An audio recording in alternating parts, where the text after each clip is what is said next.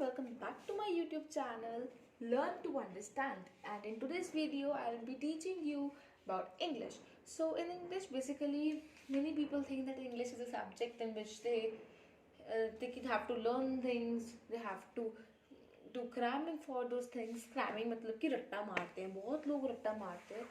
वो लोग सोचते हैं कि इंग्लिश तो बस रट्टा मार लो कि ये टेंस इसके साथ यूज़ होना है, ये चीज़ इसके साथ यूज़ होनी है, बट ये चीज़ गलत है। अगर आपको इंग्लिश पढ़नी है ना, तो उसके लिए आपको ना अपनी जो डेली लाइफ है उसको इंग्लिश से रिलेट करना पड़ेगा, राइट? अब आप लोग सोच रहे होंगे कि हम अपनी डेली लाइफ को इंग्लिश से कैसे रिलेट कर सकते हैं। तो मैं आप लोगों को, हम लोग मतलब कि डेली वीडियो आया करेगी इंग्लिश की, एंड आप लोग उस वीडियो को समझोगे जब, तब आप लोग रिलेट कर पाओगे अपनी डेली लाइफ को और अपनी इंग्लिश को, ठीक है? सो जो मैं इंग्लिश शुरू करने जा रही हूँ, it is going to cover the spoken English,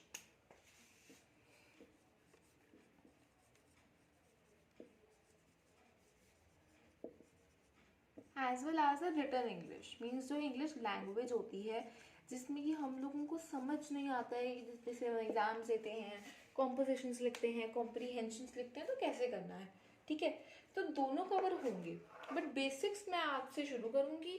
तो ओके, सबसे पहली चीज़, जिन लोगों को इंग्लिश डिफ़िकल्ट लगती है ना, वो तो ये वीडियो ज़रूर देखें। आज जिन लोगों को लगता है कि उनसे इंग्लिश नहीं इजीली बोली जा सकती, तो वो लोग इस वीडियो को ज़रूर देखें। जी, तो मैं आप लोगों को इस वीडियो को ज़रूर देखने को इसीलिए कह रही हूँ बिकॉज इंग्लिश भी मेरे अकॉर्डिंग एक ऐसा सब्जेक्ट है, अगर आप इस पर कम फोकस दो ना, तो भी आप इस पर बहुत अच्छे मार्क्स ले सकते हो।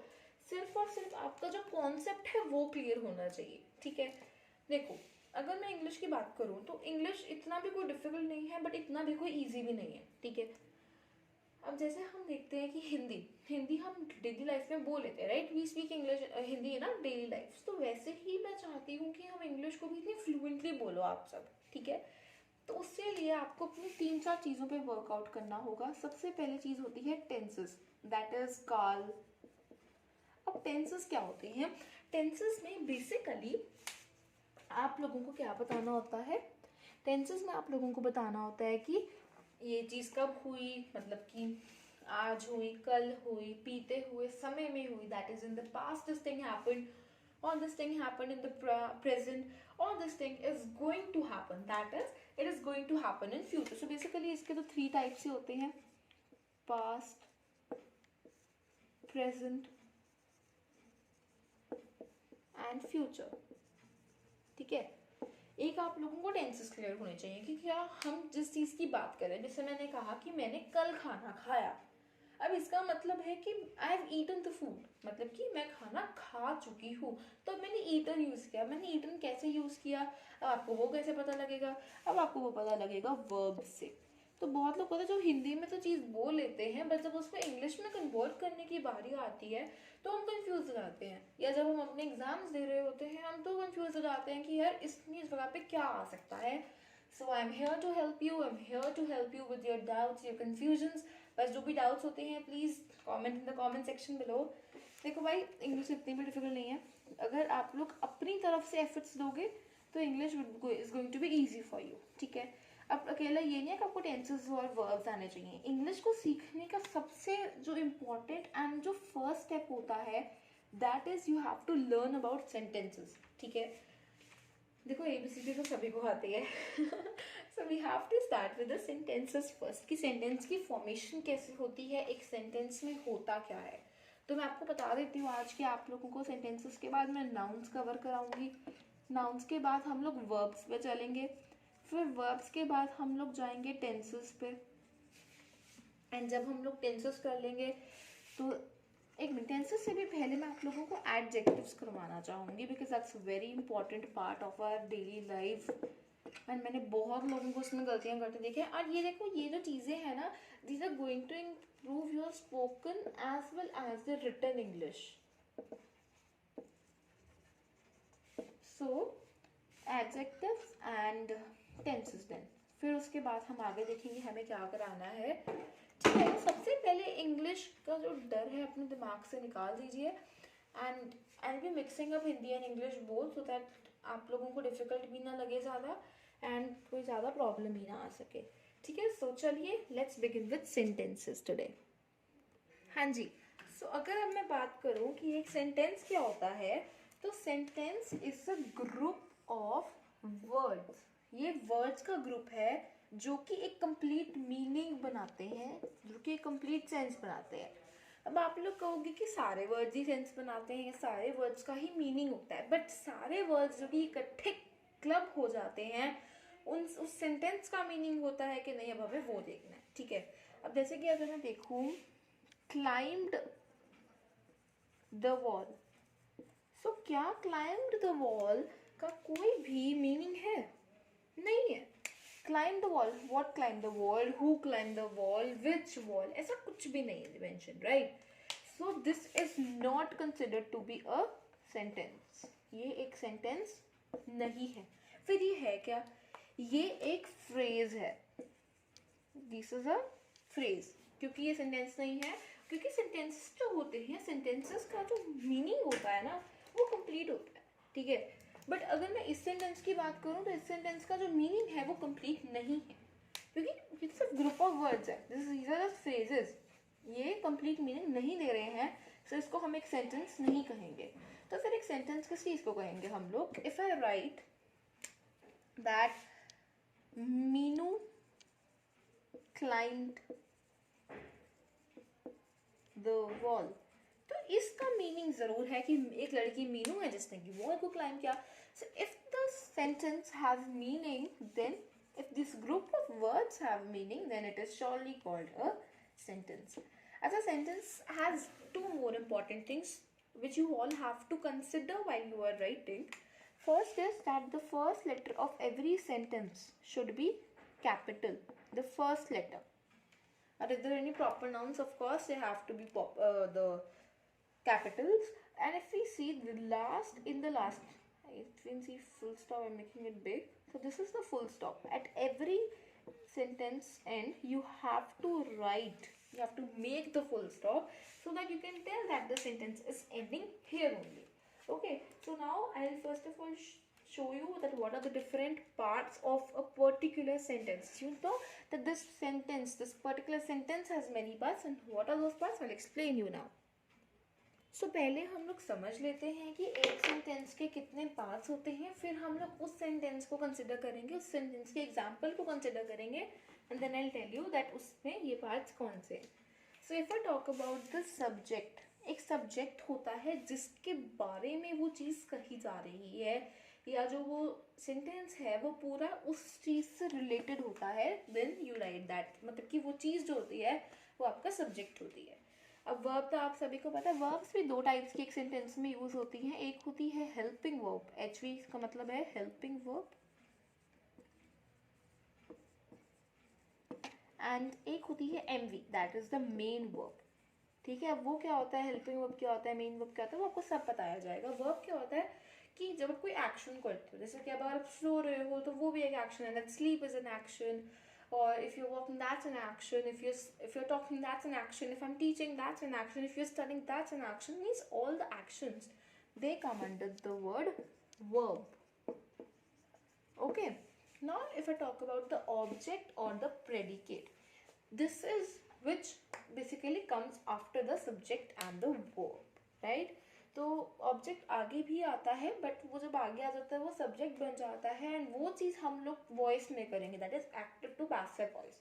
फिलहाल अभी अगर हम एक सेंटेंस की बात करें तो ऑब्जेक्ट इज, जैसे सब्जेक्ट होता है वो चीज़ कर रहा है, तो जो चीज़ हो रही है दैट इज ऑब्जेक्ट। ठीक है, तो मैं आपको एक एग्जाम्पल दिखाती हूँ, जैसे कि हम लोगों ने पढ़ा था।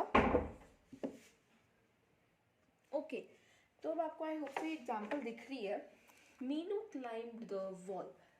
तो इसमें जो मीनू है वो कोई काम कर रही है, ठीक है, मीनू के बारे में बात हो रही है, तो जो मीनू है वो क्या हुई, मीनू इज द सब्जेक्ट। ठीक है, अब climb, climbing is an action, climbing is an action. तो मैंने आपको पहले भी बताया था एक्शंस क्या होते हैं, वर्ब, तो ये है एक वर्ब। अब बहुत लोग सोच रहे होंगे कि ये एक हेल्पिंग वर्ब है कि ये एक मेन वर्ब है, so this is the main verb. अब हेल्पिंग वर्ब्स क्या होते हैं वो मैं आपको बाद में बताऊंगी जब कोई आएगा एग्जाम्पल, फिलहाल ये एक मेन वर्ब है। ठीक है, मेन वर्ब। ओके, तो फिर है वॉल। जो वॉल है वो है आपका ऑब्जेक्ट, या फिर आप कह सकते हो आपका प्रेडिकेट, बिकॉज इसके ऊपर काम हो रहा है, वॉल के ऊपर मीनू चढ़ रही है, ठीक है। सो ये हो गया आपका फर्स्ट एग्जाम्पल, जिसमें कि मीनू ने वॉल पे चढ़ाई की, मीन्स मीनू वॉल पर चढ़ी।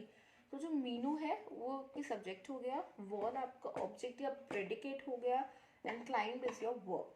सब आप देख चुके हो कि एक सेंटेंस जो होता है वो 3 पार्ट्स में होता है, सब्जेक्ट, वर्ब एंड प्रेडिकेट या फिर आपका ऑब्जेक्ट, ठीक है। देखो, it's easy if you try and relate these things to the language that you feel easy. अगर आप लोगों को हिंदी डिफिकल्ट लगती है एंड इंग्लिश ईजी लगती है तो आप लोग इंग्लिश को हिंदी में कन्वर्ट कर सकते हो। अगर आपको हिंदी ईजी लगती है, इंग्लिश डिफिकल्ट लगती है, तो आप लोग हिंदी को इंग्लिश में कन्वर्ट कर सकते हो, right. That becomes very easy for us. Okay, तो अब ये है 4 टाइप्स ऑफ सेंटेंसेस, ठीक है।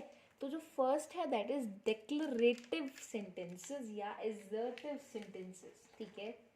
और जो सेकंड है दैट इज, ये आपको दिख रहा है, हाँ आई होप सब क्लियर है। Second is imperative, third is exclamatory and fourth is the interrogative sentences. Okay, तो डिक्लरेटिव या फिर असर्टिव सेंटेंसेस क्या होते हैं? ये वो सेंटेंसेस होते हैं जो कि किसी भी फैक्ट या ओपिनियन को रिप्रेजेंट करते हैं, किसी भी फैक्ट या फिर ओपिनियन को, ठीक है। अगर मैं एग्जांपल लूँ, जैसे कि he is a clever boy, तो अगर वो क्लेवर है तो वो एक फैक्ट है, राइट। या फैक्ट भी नहीं कह सकते, बेसिकली वो एक ओपिनियन है किसी का, क्योंकि किसी के अकॉर्डिंग वो क्लेवर हो सकता है, किसी के अकॉर्डिंग वो इंटेलिजेंट हो सकता है। तो वो एक ओपिनियन है किसी का कि वो जो है he is a clever boy, ठीक है। तो ये आपको पता होना चाहिए कि हम यूजुअली डिक्लरेटिव या असर्टिव सेंटेंसेस में क्या करते हैं, फैक्ट्स या ओपिनियंस को रिप्रेजेंट करते हैं। फिर आते हैं इम्पेरेटिव सेंटेंसेस पे। इम्पेरेटिव सेंटेंसेस पे हम क्या करते हैं, we usually make a request और यू ऑर्डर समथिंग, ठीक है। या तो आप रिक्वेस्ट करते हो किसी को या फिर आप किसी को ऑर्डर करते हो, ठीक है। जैसे ये कमांड्स होती हैं, जैसे कि कम हेयर, तो वो एक ऑर्डर हुआ। काइंडली हेयर मी आउट, तो वो क्या हुआ, वो एक रिक्वेस्ट हुई। Please let me a glass of water, तो वो एक रिक्वेस्ट हुई।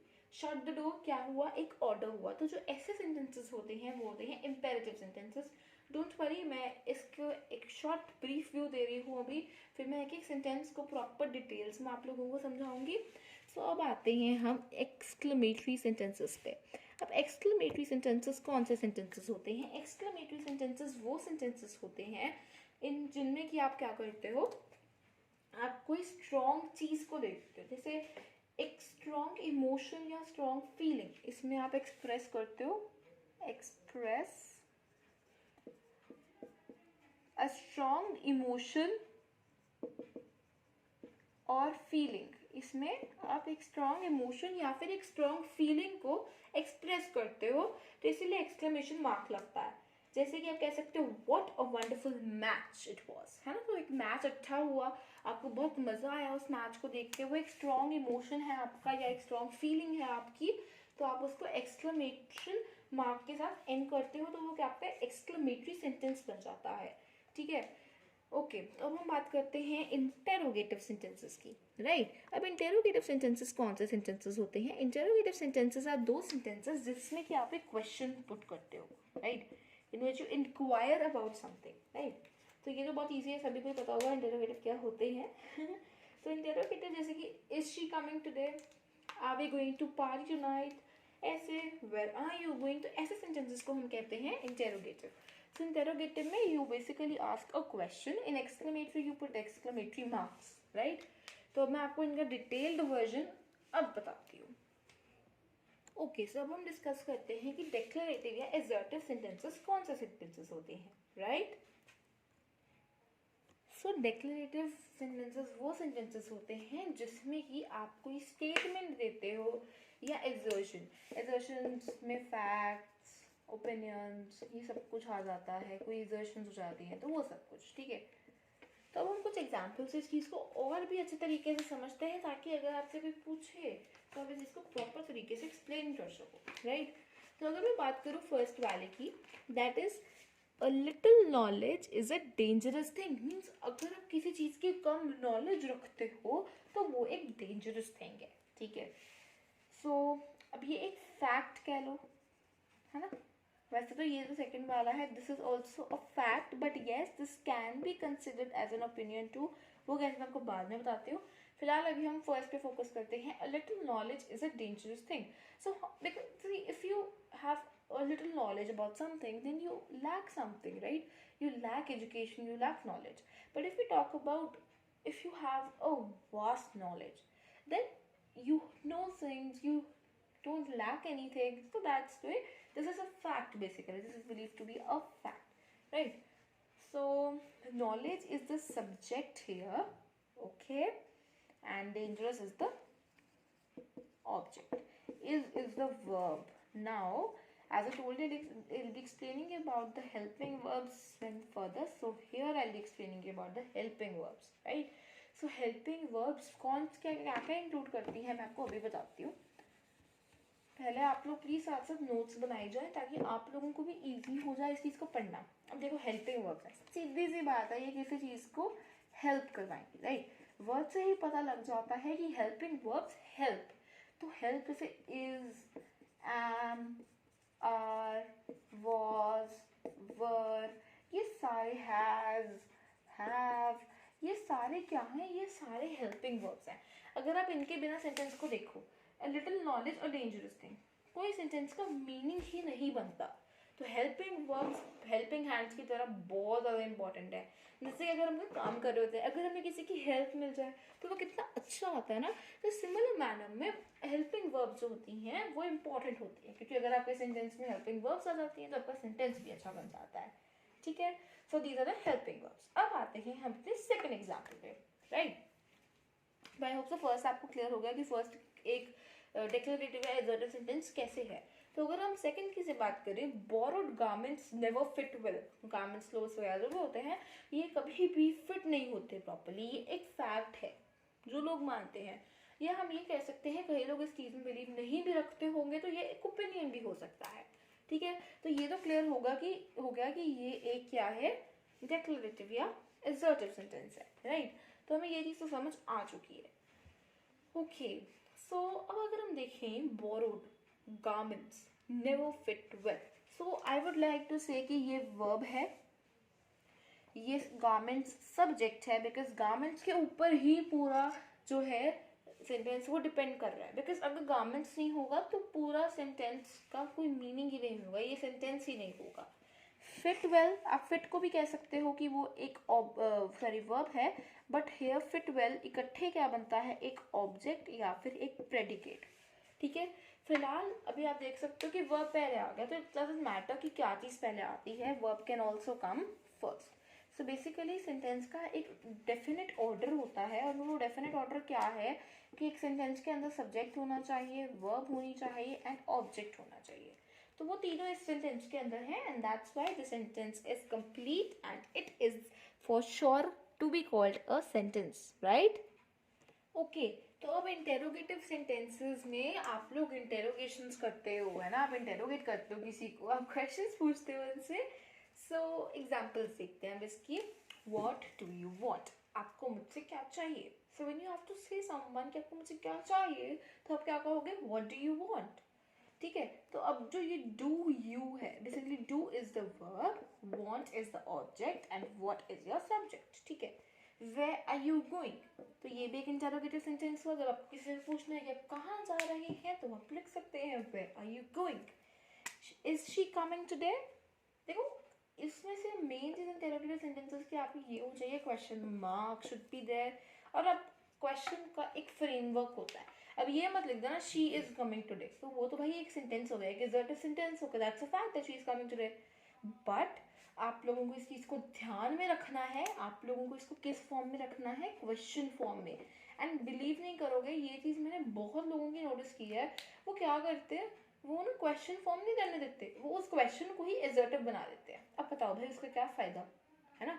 उस चीज़ का कोई फ़ायदा ही नहीं है। आपको अगर एक क्वेश्चन देना है, आपको अगर इंटेरोगेटिव सेंटेंस देना है, तो जो इंटेरोगेटिव सेंटेंसेस होते हैं, इंटेरोगेटिव सेंटेंसेस को आप एक क्वेश्चन का फॉर्म दो, उसको एक क्वेश्चन के फ्रेमवर्क में रहने दो। दैट्स वेरी वेरी इंपॉर्टेंट, ठीक है। तो अब हम मूव करते हैं अपने थर्ड वाले सेंटेंस के टाइप पे।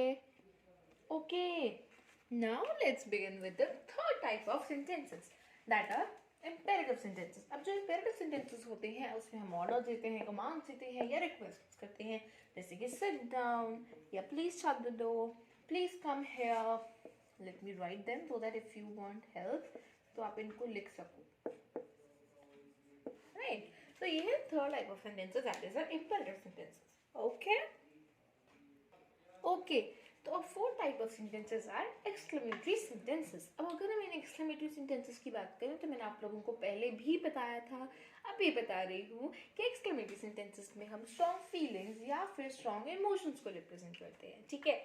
अब जैसे कि अगर आप एग्जाम्पल लो, last we lost the match. अब देखो यार, आप इतनी प्रैक्टिस कर रहे हो, इतनी आपने अपने एफर्ट्स डाले हो, and at the end moment you lose the match, कितना बुरा लगता है हम लोगों को, है ना। तो वी लॉस्ट द मैच का मतलब आप मैच को हार चुके हो, हारना, राइट। तो आपको बुरा लगता है, एक स्ट्रॉन्ग फीलिंग है वो, एक स्ट्रॉन्ग इमोशन है। तो इसीलिए एक्सक्लेमेशन मार्क ही है एक्सक्लेमेटरी मार्क। फिर आते हैं hurray, we are going to a party. तो बहुत खुश हो किया यार, इतने टाइम बाद पार्टी से, अब कोरोना के बीच में हम लोगों को था यार बस थक गए हम घर के अंदर बैठे बैठे, बस कहीं जाएं, पार्टी करें, कुछ करें, राइट। तो वैसे ही मेरे को वो भी बहुत एक्साइटेड है, we are going to have a party. Wow, what a beautiful dress. अब ये भी एक स्ट्रॉन्ग फीलिंग है, इमोशन है कि यार बहुत प्यारी ड्रेस है यार, देख के मतलब बंदा कहता है, मतलब बंदा फ्लैट हो जाता है ड्रेस को देख के कि हाँ यार ड्रेस बहुत अच्छी है। तो ऐसी चीज़ें जिसमें आपके इमोशंस, आपकी फीलिंग्स, आपके थॉट्स बहुत ज़्यादा स्ट्रॉन्ग होते हैं, वहाँ बिना कुछ सोचे समझे यूज एक्सक्लेमेटरी सेंटेंसेस। ओके, एक बार ना एक तो सेंटेंस में बहुत ज़्यादा रिपीट होता है लास्ट के साथ, लास्ट शी डाइड, ये इतना ही होता है sentence, last she died. So याद रखना, this is an exclamatory sentence. Okay. So guys, this was the end of today's video. आज मैंने आपको different types of sentences के बारे में बताया है।